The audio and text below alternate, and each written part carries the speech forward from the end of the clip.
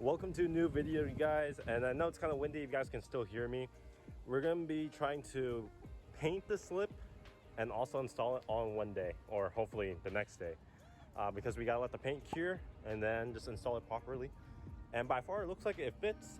This material is fiberglass, got it for free from my friend. You guys watched my last video.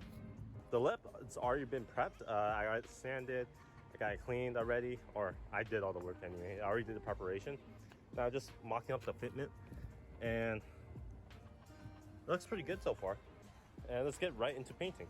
So these are the sandpaper that I use from 150 all the way to 1000. You guys can go from 1000 to 1500, 2000, 3000, 4000, 5000 if you guys want to make it very smooth.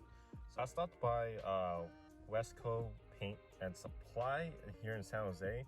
So they provide like the actual paint to your car. Just provide them the paint coat, and then they will give you a shade to see if it matches the color.